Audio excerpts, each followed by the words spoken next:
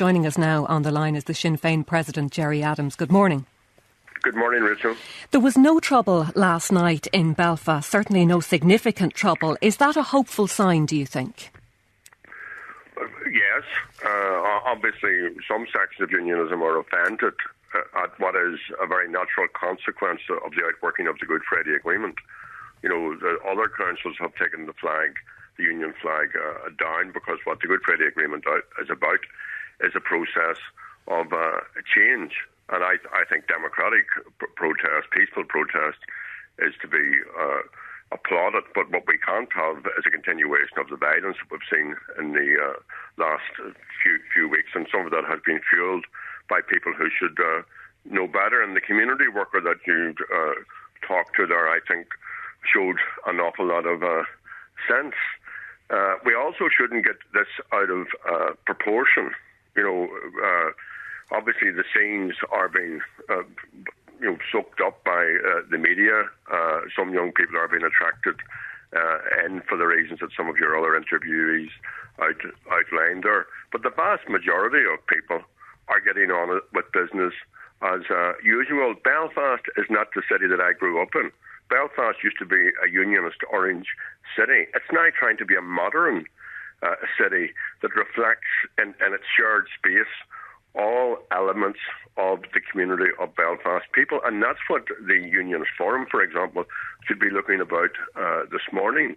Can we get a dialogue involving all sections of our people to see how we can live together in the basis of mutual respect? I'm sure this awful scourge of sectarianism. I'm sure most people would agree with that, but not that it's any excuse for violence. It's clear that some within the unionist community, especially those in more disadvantaged areas, feel that they're being left behind. Do they have a point?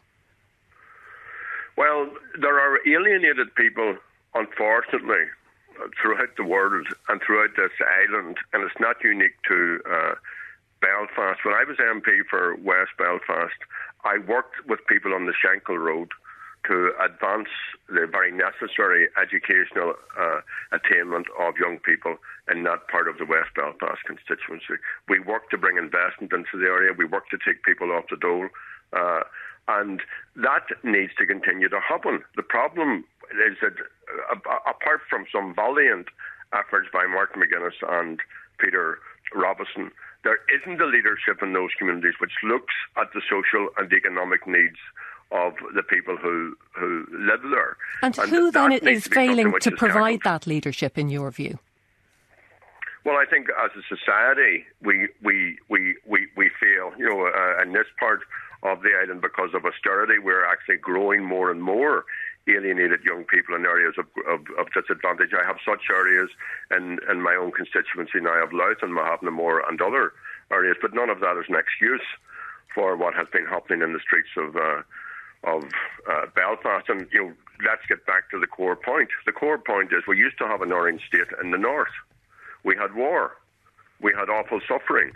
Then we had an agreement. That agreement is 15 years old. It isn't complete. It is still a work in progress. The issues of symbols and emblems are obviously important for everyone. The fact is, there was a time when the only symbols that were legitimate in the eyes of the state were the symbols of the British state or of Orangism. That time has passed. Orangism has to be represented, of course it does. And yet it's clear, listening to those voices on Laura Whelan's tape, it's clear that some people feel that this process has gone too far. Well, you know, if that's the case, you then have to look at the motivation of the people involved, and we have to engage with them. And I mean, I was speaking to Martin McGuinness last night and earlier this morning. After the killing of the two British soldiers, you'll remember the incident in which two British soldiers were killed in 2009. Martin and Peter Robinson called all the party leaders together, and they tried to get an approach which was inclusive and which had all sections of our community involved in working to get a response to that incident, which was clearly against the wishes of the vast majority of people. And is that's something then that you think should be happening now? Absolutely. And I mean, this unionist forum meeting today, first of all, has to acknowledge that the violence has to end. It also has to recognise that, you know, we have to tackle sectarianism. We have to bring our people together on the basis of mutual respect. And those people who were interviewed on your programme clearly should be part of any dialogue. Sinn Féin, and Martin McGuinness has been very leaderly in how he approaches all of these matters, is all for bringing those people and the people who I know who are working hard in unionist disadvantaged areas to improve the lot of citizens who live there. They all need to be part of building the future, because it has to be a future in which everybody respects us and is tolerant of the wishes of everybody else. All right. We'll come to the news in a moment. It's just gone 8:30. But just one more question to you. If a Loyalist rally does take place in Dublin, and at the moment it seems to have been postponed, there is, according to some, a danger that others of a Republican persuasion will use this as an excuse to cause trouble. What would you say to those? If